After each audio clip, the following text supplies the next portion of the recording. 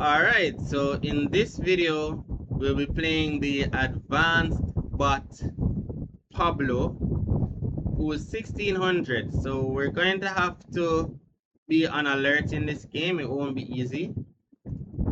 Alright, so let's go. We're playing with the black pieces. So let's see what Pablo is made of. Alright, so pawn to e4. Alright, what should I try here? I think today I'm gonna try the Caro-Kann defense. Alright, the idea of the Caro-Kann is that you want to play with c6 and then ultimately play d5 to take your claim in the center. Alright, so pawn to d5. Let's see what he does. Okay, so he plays the line with knight to f3. Very interesting line. Okay. I will take on e4. I know this line, I'm familiar. And then knight f6. We want to continue our development. Okay, bishop d3. Now this move, bishop d3, is kind of suspect because it doesn't allow this bishop to be able to come out. So I'm not gonna take and then allow him to free. What I'll do is I'll play the move knight bd7 to capture the knight with my knight if he chooses. Alright. Okay, so here I'm going to play pawn to e6. Alright, pawn to e6 because I want to finish my development. Okay, he plays knight a. So I'm gonna take with the knight. We could take with the pawn as well, but we don't want to damage our king side. We want to be principled. So let's play knight takes f6. Alright, rook e1. Okay, let us start. Let's play bishop d6. Putting our piece on active diagonal. Okay. So he plays pawn to c3. Now, pawn to c3, I guess his idea is that he wants to bring back the bishop so that he can fix his earlier mistake to go pawn to d4. But here, guys, always make note of the weakness of your opponent's last move. As a result of him playing pawn to c3, what he has now done is give this bishop one less defender, right? So now this bishop has now become a hanging bishop.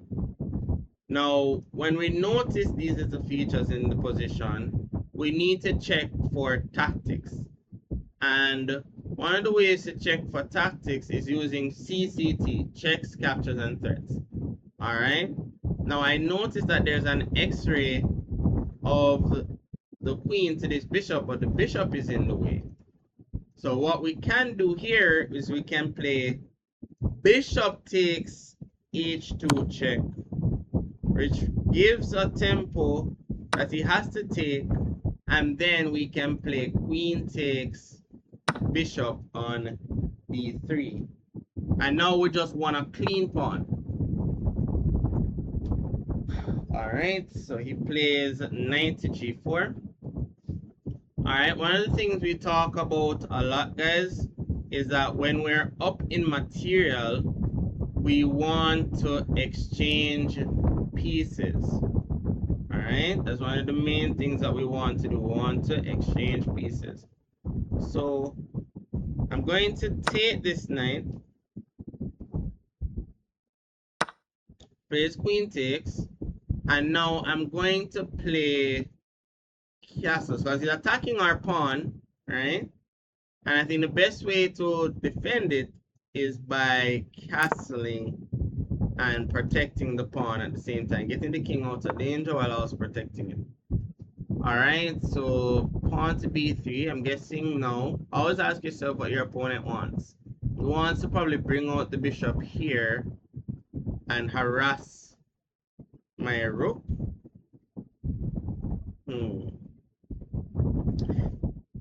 Here's an idea here.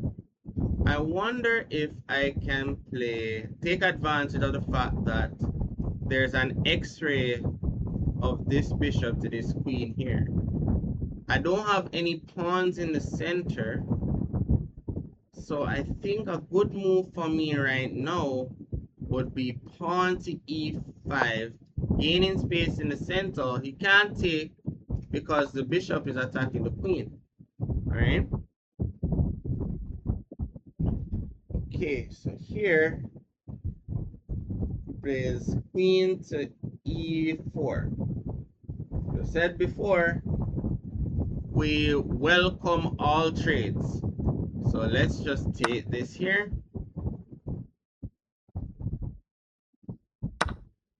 Alright, he's attacking our pawn. So let's just play pawn to f6, supporting the pawn here.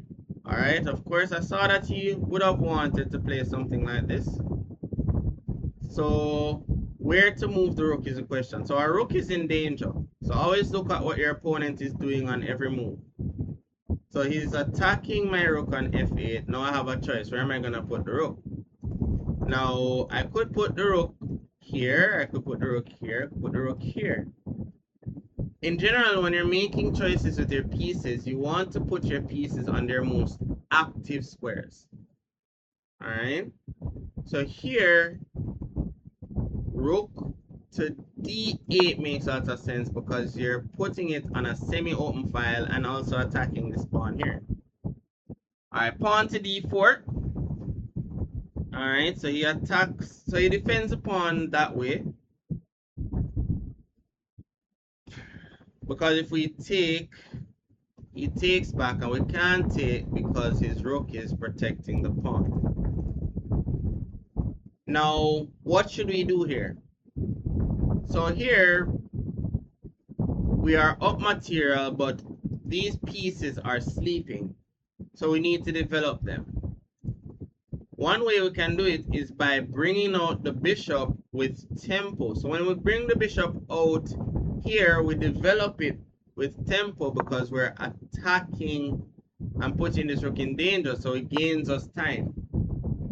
Alright, now his rook is down there. Let us take this pawn. We're up material, so let's take the pawn. Also, a side note that I didn't mention was that when we attack the rook, we also remove the defender of the pawn. So that's why we want another pawn there. Alright, so here. Now, question is, do I take this pawn? Or do I try to just push through the passed pawn that I already have? Because if I take here and then he takes, it's just normal. Of course, I'm up like 2 pawns, but it doesn't feel like I finished the game cleanly that way. So I want to create a pass pawn immediately by playing pawn to d3. So now the pawn is 2 squares away from queen. Alright, he plays rook to e7, going on my 7th rank. But here we see the advantage of pushing through the pass pawn. So I'm going to continue pushing. Pawn to d2. Alright, he plays rook to d1. Now he puts the rook in the way of my pawn, so I can't push it down there. But what I can do is I can try to get rid of this rook from this d1 square by attacking him, playing bishop to c2, which attacks the rook, and he can't move or else I promote the pawn. Alright, so he gives up the rook for the pawn. And guys, pay attention. The reason why I won that rook just now is because I chose to push the pass pawn. The pass pawn gave me an additional advantage. If I had taken earlier, he would have exchanged and the material would have been the same as it is now. But because I pushed through the pass pawn, that gave me the advantage I needed to help me finish off the game even sooner.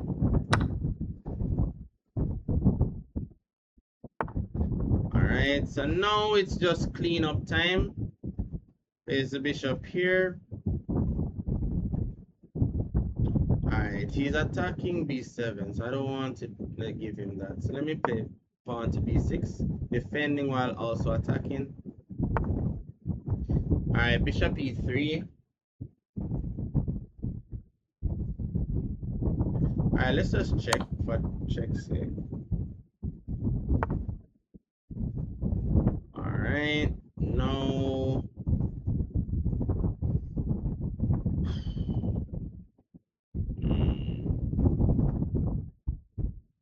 Let me push this pawn further, just to keep this bishop at bay. Alright, pawn to f3. Let me pin this piece to the rook. Alright, so in that we don't mind. It gives us the ability to trade pieces. So he got a pawn, but it makes our life a lot easier. More pieces traded, the easier it gets. So rook here. Okay, I think I can just attack this pawn right away to win it. Okay, just going to take this pawn. One pawn gone. Other pawn gone. Alright, let me attack this pawn and win it. Alright, so he uses this bishop. He uses this bishop to protect this pawn. So let's get rid of the defender by playing pawn to a5. Alright, now let me take this. And now we're just gonna focus on promoting our pawn. We don't need to take anything else. We just have to focus on promoting our other pawns. Alright, he plays the bishop there. Very poor move, because now we notice an x-ray. So we can play bishop to d1 check. And then win the bishop.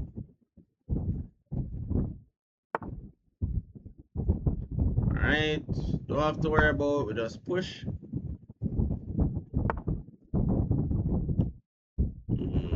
Still not worried. Let's just take this though.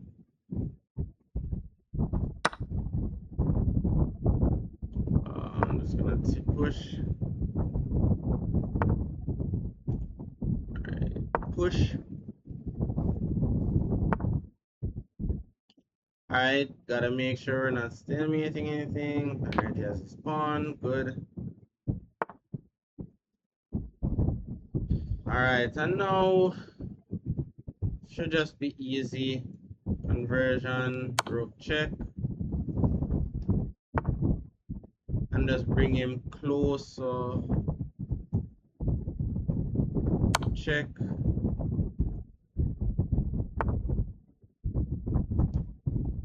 Check. Bring him down, walking him down. And then this is checkmate. Alright, good game, Pablo. Alright, tune in for the next video, guys.